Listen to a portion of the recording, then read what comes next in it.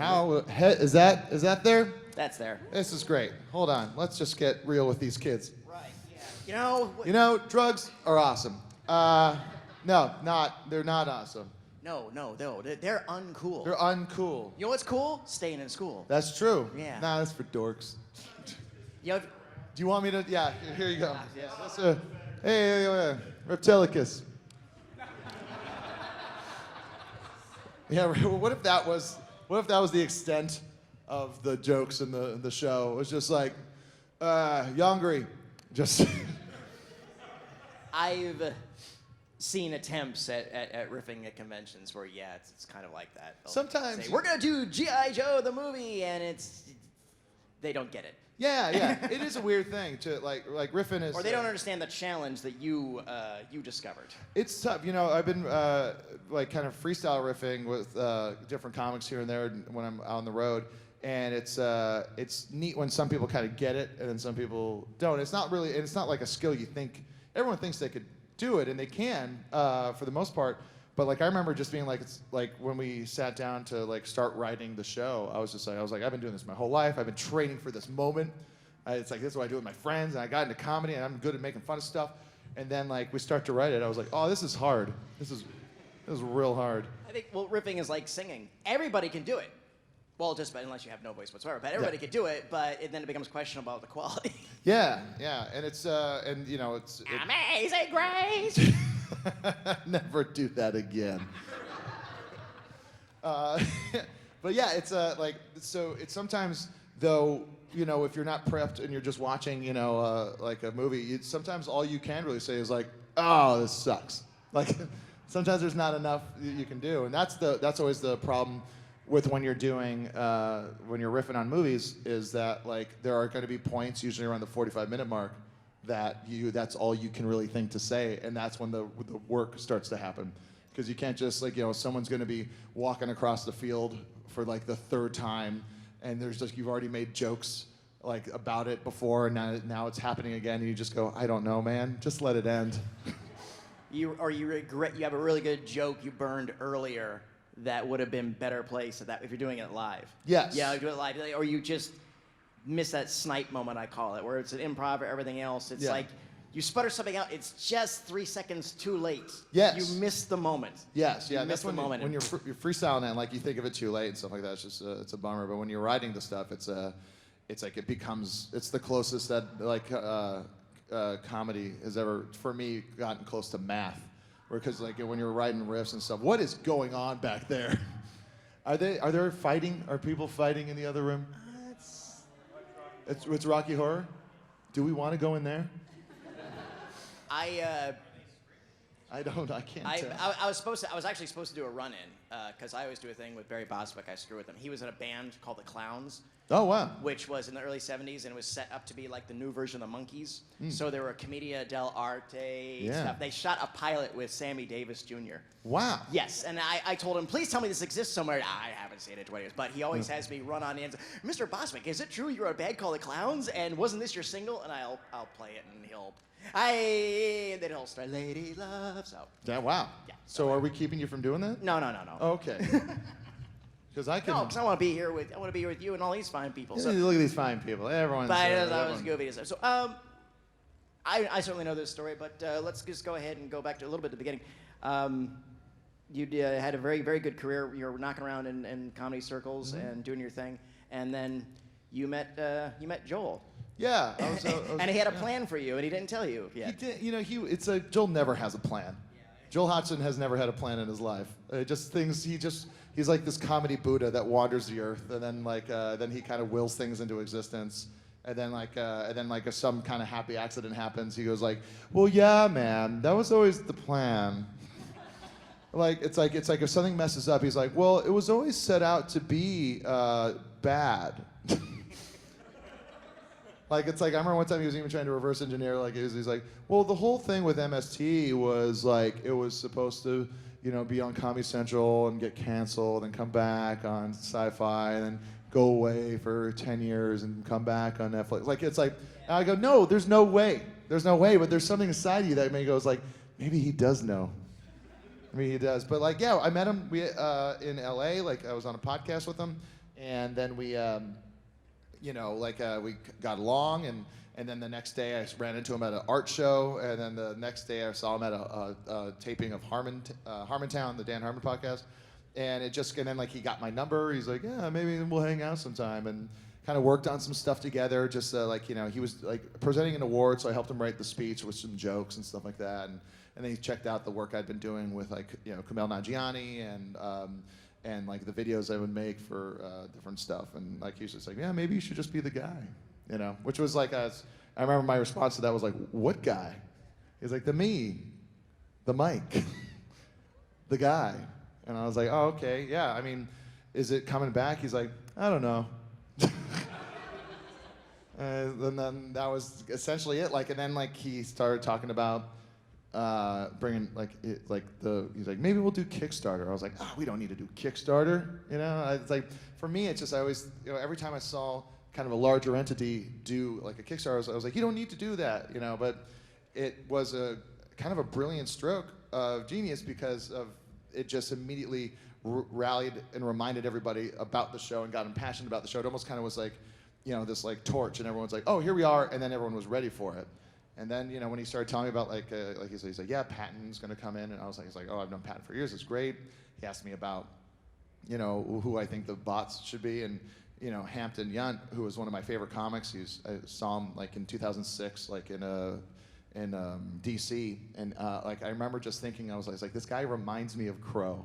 Like, since I've known that kid, like it's like he reminds me of Crow because he's crazy, and he's mean, and he's like, and that's like, Crow is just so, you know, chaotic, and then like Baron just had the smoothness for me for Tom Servo, so I got to pick them, and then he's like, we're bringing in Felicia, and I was like, that's great, and so yeah, it was just kind of a neat thing. He just kind of, that's what Joel does. He kind of just has this swirling action around him, and things kind of fall into place. Absolutely. What was the typical episode experience for you like, from writing and filming, and about, what was the whole process? Well, we write them all first, and so you get sent a link to the movie, and it's in this thing where you can pause it and then write in your riff, and so that's kind of what you do to do your homework. Then you send those in. You'll do about like 12 minutes. And by yourself, and then you send them in, and then the next morning, all the writers' room gets together, and they're all kind of, everyone's jokes are kind of on this spreadsheet, along with like the time code of where it is in the movie. And see, it doesn't sound like I'm talking about anything funny at all, right? It's like yeah, we put it in a spreadsheet and we could put it on the board, and then yeah, so we like, and then like it's like you see like the action lines of what happens, or what lines in the movie happen when they happen, and then our color coded. Different jokes, and then everyone kind of like is watching it, pitching the jokes they wrote and thought of on their own, and then, you know, we just watch through the, like, you know, that 12 minutes, and then we go and watch it again and see if we can pitch more jokes, and then it's you know, Elliot Kalin kind of goes, all right, you know, pencils down, like, now let's just watch it in freestyle, see if anything comes up naturally within the room, because then all of a sudden you have to start to rely on the room energy. And just like the idea of like, it's like people coming in and like riffing off of each other and finding games and sketches within it. And then when the rest of the writers leave, and then me and Elliot, or whoever's like riff producing, we sit down, and then we actually start to put the riffs we want in. And you know, that part is like, that's the work right there, because you're like, it's like, oh, this is the line that we said, and everyone laughed, everyone in the room agreed it was funny. And then you go and you try to put it in, and it doesn't fit. Like, all of a sudden, it's like someone says a line, it would be so funny if someone said this after it, but like the scene cuts, and so it messes up the rhythm, and it messes up. Again, that's snipe. That's snipe, yeah. And if it doesn't fit, you try to rewrite the thing, but still make it make sense, and then it doesn't, you know, and then you just have to go, okay, now we have to think of something else. And then the rhythm and tempo of comedy. Yeah, and also that's another thing is, you know, like you'll be making jokes, and then like you'll be like, it's like, oh, this is a great joke. You're like, yeah, but we just did two like music references like almost in a row. We can't do a third one. You're like, okay, do we go back and change one of those because this one's better, or it's like, you know, we've done too many talking as ifs when you like speak an extra line for the character, and so it just kind of becomes this real. I just came for coffee. Yeah, exactly. And so it's like, or make a comment joke, or is it a blank space to do a sketch or a conversation? So it's real tricky. So we do all those at 12 minutes a day for a couple weeks, and then like we'll take on the third day we'll start writing the sketches. What are sketch pitches and develop those and read through those, and then once those are all done, we go and record all the riffs. Me, Barron, and Hampton, like in a room together, just doing it. We go through it twice because Joel still likes. He doesn't want it to be too rehearsed. He wants it a little rough around the edges. And then like once that's all done, we go like and then it's all edited. We'll go to and do the silhouettes and all the silhouette bits. And then like once those are done, we like the next week is when we do all the Satellite Love stuff and the Moon 13 sketches. So it's all kind of like piecemeal, and it's just that's the way production is these days. Is you kind of have to do it all stacked like that, and but it's crazy because it's like when we're shooting all the sketches, it's like I'm in the jumpsuit and then like having to like rap and then like that's done and then we have to like they're like all right now go get into like this other outfit like a clown outfit for Mac and me and then get into the clown outfit and we go and we run through that a couple times. All right, great. Now you have to put in this another ill-fitting costume that shows off your stomach, like all this like stuff, and then it's like it's just kind of chaos the whole time. And it's also like I'm kind of low on the totem pole of if things go right. Like I'll be like it's like yeah I kind of messed up a line there. They're like yeah but everything else went great so we're good. And then like one time like when we were doing the Reptilicus rap. There was like our second take, and I like nailed it. I like got every single line. I got all the props out, did the whole thing, and then like when I was like, it's like we got movies. We got movies. We run off, and then the camera does the push in, and then like right when it starts pushing in, something happened to the track it was on, and it like bumped and turned to the side, and then they're like, oh, we gotta do that again, and I was just like, no. And then like the next take we did. Like didn't go well. We had to start over, and then like, the last take we did, like I messed up like one little line, or like kind of like off key, or on the singing part, and like I was just kind of I was like whatever. They're like that's the one. Moving on. So you can't be too precious about any of that stuff. So yeah. And that's how you make cottage cheese. Yes, that's how the sausage is made. Don't do that again. Yes. All right, cool. Well, thank you for sharing that with us. I'd say let's go to open to questions. We're going to do this Donahue style, so just raise a hand, and I'll bring the microphone over to you. Who would like to go we first? hardly even need the microphones. Yeah, true. Well, somebody might just, all right, got to come over here. Hey, boss. How you doing? What's your name? Frank. I knew that. He's been all weekend. What is probably the worst movie you had to watch? The worst movie I had to watch for the show is I'd say Atlantic Rim. Yeah.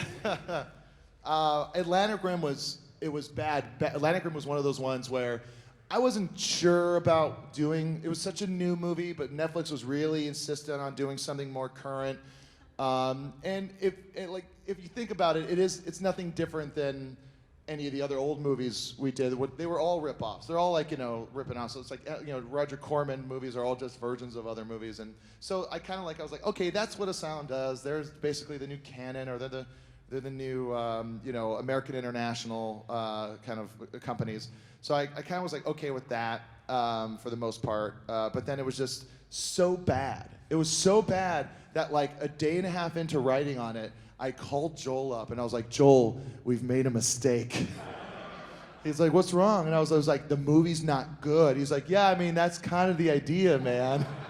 And I was like, no, it's impossible. It's like, nothing makes sense. One of the actors is drunk and is really bumming us all out. And he's like clearly drunk the whole time. And it's like, and then it's like the sound effects are too high and the music is all over the place and you can't understand what anyone's saying. And like, he's like, just push through, man.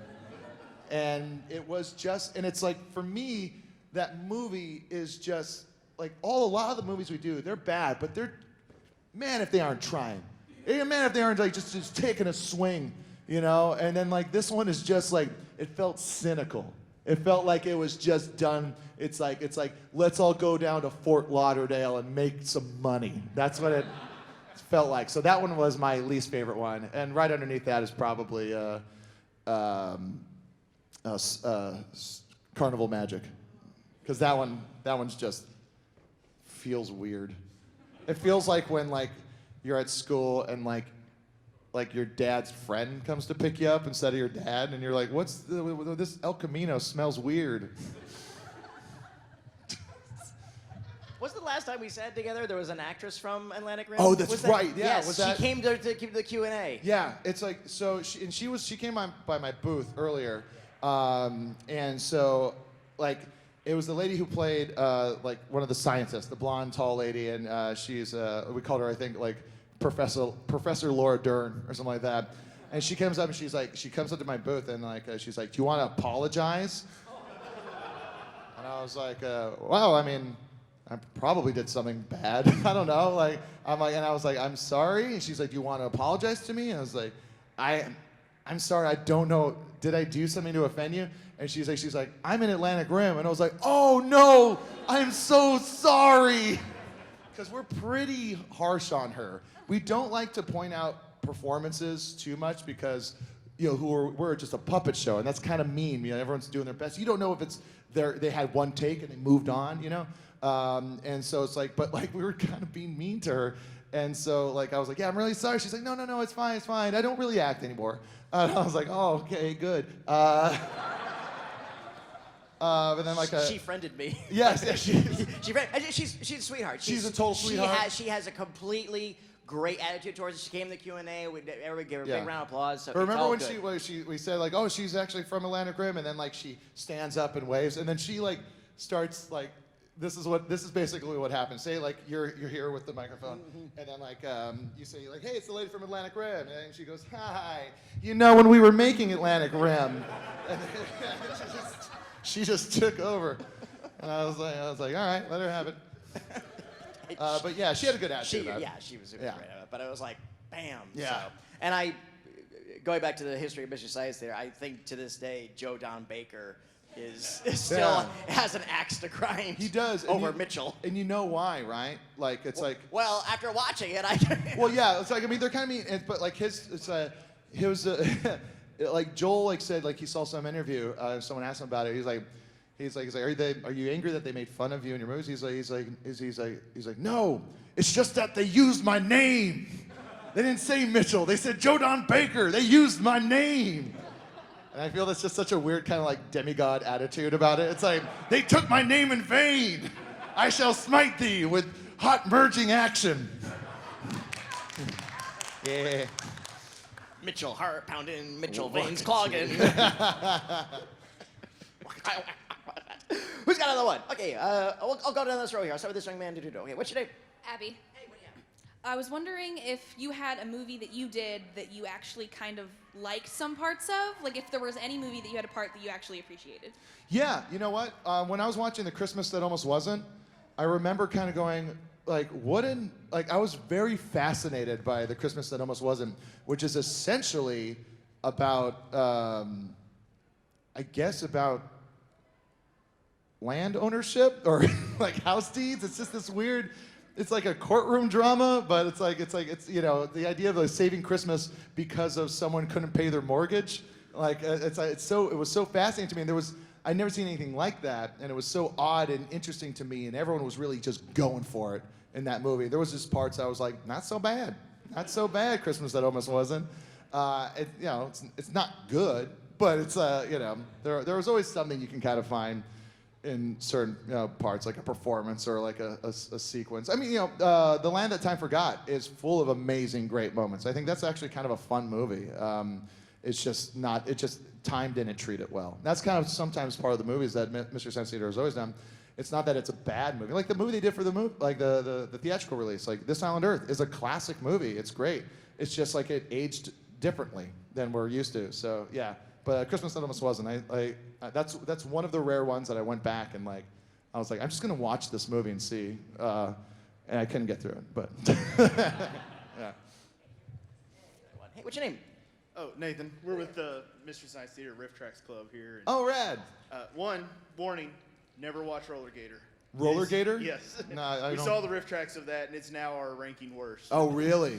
But I was just curious if you had a favorite from the classic series, Joel or Mike episode. What was some of your favorites? Some of my favorites, I mean, like, This Island Earth, the movie one, is like my favorite one. And it's almost kind of just because I had the VHS, because when Rhino started putting them all out and stuff like that, like I couldn't afford to get like the whole series, and I didn't want to start because there's that collector brain that starts where it's like, well, I got volume 2, now I got to get the shorts, and I got to get volume 3, and I didn't want to put myself in that position because it would just bum me out because I couldn't afford it. But like I remember when the movie came out, I was like, the movie, that's like a thing, and I saw that in the theater, and I could just get that, and I'm gonna watch that because I remember really liking it, and so I watched that one the most. But like a lot of people on the internet say I'm not allowed to choose that as my favorite because it was a theatrical release. But I love Pod People is one of my favorites. Mitchell, Zombie Nightmare, kind of like the ones that are just like the ones that everyone likes because they're really good. They're really good episodes. But like Diabolique is another one that I really enjoy. What's your favorite?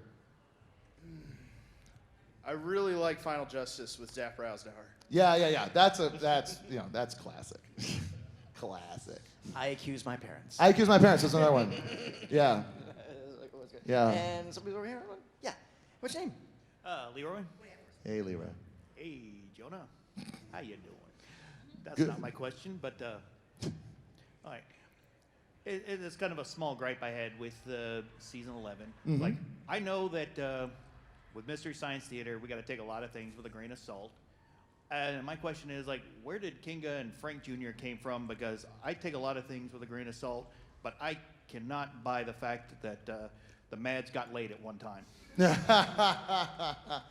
Well, I'm sure it was, with the idea of Cynthia being a synthetic being. I have my theory is that Frank was made as a test TV son. Max is a test tube baby. And so that's my and I think it's possible that because Dr. Forster is pretty charming and very funny, so I'd say he probably had one long lost love. So there's kids here, so we're not going to get into any kind of jokey details about. Enjoy your candy. There's your answer. Okay, I'll go over this side. Go with Doctor Strange and then the Lady in Blue. By the way, a good classic original comic book accurate Doctor Strange. A round of applause for that. Thank you. Yeah. What's your name? Josh. So I came to see you yesterday. I was dressed in overalls. Mm-hmm. I just had questions about your overalls. Like, did you pick your color when you did this? Why would I pick yellow? Yeah, I'm that's 6'5" and I grew up like a big kid. Like Thank you. Yeah, yellow's like the worst. The worst. I would never, and I still That's hate a great it. answer. And then the other thing was, sometime yesterday, I had to go to the bathroom, so I realized in overalls I have a zipper that just comes down to like right about where I need it to be, and that's kind of scary. And it's like, were you filming and had to mess with that and like, Yeah. I have to come. It was the worst part because it was buttons too. It wasn't a zipper, so it was even harder. And like the worst part was like, when we're shooting, it's just me. Like I'm in every shot. I have to be there. If I'm not there, they can't do anything else.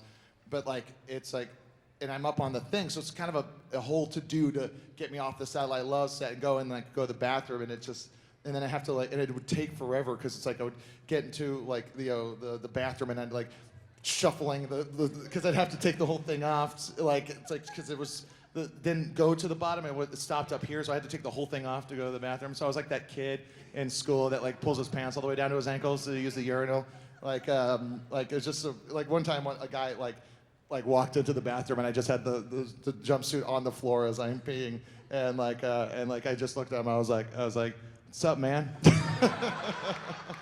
And he was just some guy that worked on the studio. He had no idea like what the show we were making was, and so yeah. But I would have not chosen yellow. Hi, what's your name? Hi, I'm Jennifer. I was just wondering what the process is for picking the movies, because I just can't imagine having to watch that many bad movies to get ready for a season. Yeah, everyone kind of everyone involved kind of like sends in lists. Like, here's some ideas. Everyone kind of sends trailers to each other, and then Joel, and then we, because it's all has to be from kind of one distributor, just to kind of for ease of like financial and deals, because you don't want to be like making a ton of different distributing deals with all these different people to license stuff. So you kind of go and find a company that has, and Shout Factory has access to a lot of movies. There are producers, so it's like we're kind of watching all these stuff, and then like Joel kind of starts to call it down, because then it's also it's all about some movies that they'll cost more than others, and so if you really like to get Mac and me You know, I think that's why we also did Killer Fish, because it was like, you know, like Mac and Me was a little more expensive. Killer Fish was clearly way cheaper. But there's all that kind of, you know, stuff, and it's also like you want to have them be as different. You know, when you're putting on an entire season of stuff, you don't want it to be too repetitive. So you don't want a bunch of monster stuff all in a row, or you don't want a bunch of, you know, bad westerns or anything like that. So it's kind of like, well, we have this one's the better one, and moving it around, and then you got to just kind of. Then Joel was like the one he was like, I'll watch him, and then I think that's why he's kind of sounds like he's like dead inside. Who's got another one? Anyway, you can ask any questions you want. Throw it out. They don't have to be about anything. Any stories from the guest stars on the show? Yeah. Yeah. Like when on the season 11 when Joel McHale came. Sorry, I didn't wait for you to get over there. Okay. Yeah. So the guest stars. It was really cool. Like when I'm like Joel McHale, like who was in The Land That Time Forgot as Doug McClure. I was a writer on The Soup for a while, and so like I was like, you know, I was like his employee essentially, and I wrote jokes for him, and you know, and did all that stuff for The Soup on E, and when he was the host, and then it was one of those things where it's like I'm like, oh, Joel's on set to do this thing. I'm gonna like Joel McHale's on set, and like I was like, oh, you know, I'm gonna go and by his dressing room and say like, hey, isn't this crazy? Now you're on my show, and I walk in, and before I can say that, he just kind of goes, he's like, they couldn't find you a jumpsuit that fit, and I was like, oh, Joel. Because he is that guy, and then he was very nice. He's like, this is so great. I can't believe you got to do this. You know, like he knew I was a huge fan of the show, and he was a big fan of the show. So that was really fun. And then Mark Hamill, that was really neat because I was like, oh man, I'm gonna meet Mark Hamill. But like he was in the middle. He's like, you know, he's an actor. He's an actor. And so like he's like kind of like getting mic'd up, and he's like kind of running the lines. And then like because he has a song, and it was a really complicated song that he didn't use any cue cards. He memorized the whole thing. And it was just one of those things where it's like Joel, for some reason, chose that time to introduce me to him. And I was like, oh no, he's prepping, he's getting ready. And then like Joel's like, no, it's hey, Mark, this is Jonah, he's the new host. And like Mark's just like, it was just such a weird old man moment, which was weird because to have Luke Skywalker just be like, he looks at me, and goes like, what? And I was like, oh hi, I'm Jonah. He's like, yeah, okay. And it's not that like he's like old and out of touch. It's just like he like was in the middle of prepping, and I was just like, that sucked. I was like, that's not the way I wanted it. It wasn't supposed to go down like that, man. But yeah, that was probably the weirdest one for sure. Yeah. What's your name, boss? Cody. So one of the things me and my friends we did was we watched 7 bad movies in a row. Like in a whole day. That's not advisable. By any doctor will tell you that. Any therapist, psychiatrist. I did this for like 3 or 4 years. It was fun. But yeah. What would be your lineup like for bad movies? Yeah. Okay. Bad movie day. There's a movie called Get Even that's real terrible. Get Even is one of those movies that's. It's ego unchecked, like The Room. It's kind of like The Room, where there's this guy, John DeHart, who's a trial attorney in Los Angeles, and he decides to write, star in, produce, direct, sing multiple songs, hire beautiful women to kiss him. It's real creepy and gross and bad. It's real bad. And Wings Hauser is in it, and I think it's because maybe Wings Hauser owed him money, so that's and it's called Get Even, but he messed up the kerning so bad on the title of the movie that it just looks like one word, and so everyone just refers to it as Get Even, and it's also for some reason in quotes, it's like he wasn't even sure, Get Even. So that's one. I'd do that. I would do Miami Connection. I would do Hard Ticket to Hawaii. I would do. What's some of the Fateful Findings, by Neil Breen. That's another one of those guys, one of those kind of Wiseau guys that just it's me, I'm gonna make it, and so those are probably my go-tos for bad movies. Yes, of course, yeah.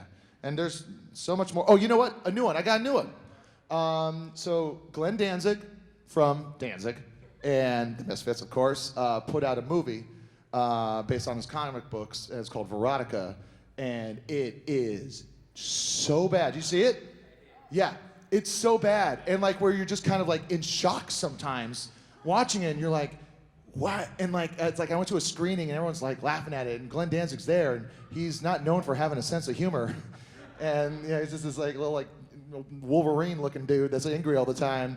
And like it's like there was a whole scene where someone's like, this lady's like eating a heart for a real long time. And it was towards the end of the movie where everyone was kind of tired of laughing at it. Like the movie exhausted everybody to a point where it's like, it was like, huh. And everyone just got quiet because it was just the scene went on, the shot went on for so long. And then like after the movie, like one of the producers gonna say, hey, Glenn's gonna be out here in a little bit. We want to say it was so cool you guys got quiet during that part where she was eating the heart because we thought that was pretty heavy. And then you hear all people muttering to each other, it was like, that's not why we were quiet. I don't know why it's going. And then it's like, we're like, whatever. And then they all come out and Glenn Danzig comes out and then he goes, he's like, just want to say again, man, so cool how you guys like really took in that heavy moment with the heart eating. And like, and it's like, and that's the beauty of like that, like a bad movie. Like this guy tried so hard to make it, and he had the best intentions. It was just a swing and a miss, and that's why I think it's available on VOD now. But for erotica, I highly suggest having it have a night. Yes, of course, yeah. Anyone else got anything? Yeah. I got this young man over here. Hey, what's your name? Dave. What do you have first? Is there a particular genre that you prefer to riff on? No, not necessarily. You know, I mean, I was interested in trying to, like, I was pitching kind of like 80s horror movies because there's a lot of dead air in those, and that's always great for riffing, I think. Because it's like a good movie to riff on is it's more about pacing. It's like if it gives you space to play with it, that's really like what makes it good. But like, you know, sci-fi works, I think, the best because it's like fantastical stuff, and it's like if something's bad, it's already a joke on the screen. Like, you know, you can like sometimes there's a movie where you just laugh at it, you know, and it's like because it's like and here's the monster, and you're like, come on, you know, those kind of moments. But yeah, like I really wanted to riff like Maximum Overdrive for the last season and stuff like that. But like, but yeah, I think it's like just. Yeah, dopey sci-fi. It just kind of works because it's like a ton of big ideas and bold characters, and those are always the fun things to riff on, where you kind of just start to project, you know, more character traits onto the people in it, and then you know those always have they always have a great arc where it's like, you know, they start and you kind of get to know them, and then things go out of control. But yeah, like Time Travelers, I think is a good example of that, where there's just a ton of great weird visuals, and it's kind of fun to be able to not just make fun of what people are saying or what they're acting like, but also what's happening on the screen. So that's for me, at least. Long answer, long. Who got another one? Go. Oh, here's sir. Hey, what's your name? Donald. Yeah, I was just wondering if Riff Tracks does something like Miami Connection, does that mean you guys would never get to do it, or is it? For the most part, kind of. You know, I remember for the first tour we did, the Watch Out for Snakes tour, Joel was like, yeah, I found a really nice print of Ega. And like I was like, I don't know. And that was my relationship with Joel for a lot of the production, like starting in season 11, where it's like he would present a new idea, and I was like any fan on the internet, like, you know, like speculating. I would just kind of be like, I don't know, Joel. Doesn't seem like the old, you know. It's like, and he's like, yeah, man, I got a nice clean print of EGOT. I was like, why is there even a nice print of EGOT?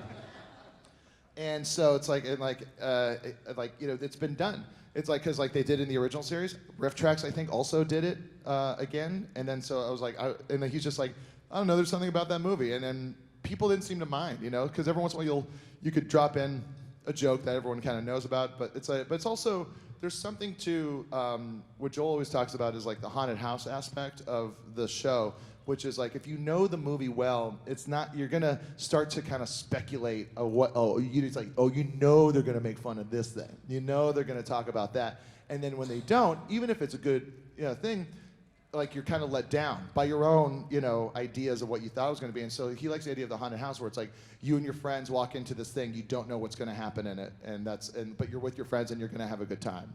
So yeah, that's kind of take on it. Speaking of clean prints, didn't a couple years ago somebody did a Kickstarter to restore Manos? Here's my take on Manos. It's not good. It's not good, and but the episode they did is great.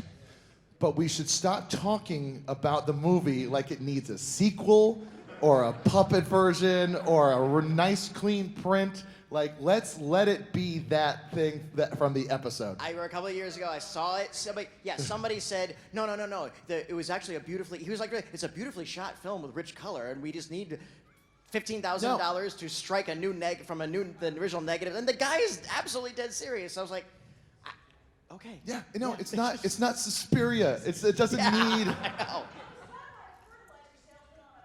Yes, exactly. You know, it's crazy. Like the weird stuff where you hear about that, that's how the movie got made. Like, you know, Carnival Magic was made because it's like this guy that made all these like schlocky, like, you know, naked lady, like, you know, like weird films, like, you know, Russ Meyer type of stuff. Like his wife really wanted him to make a family movie, and that's the family movie he made.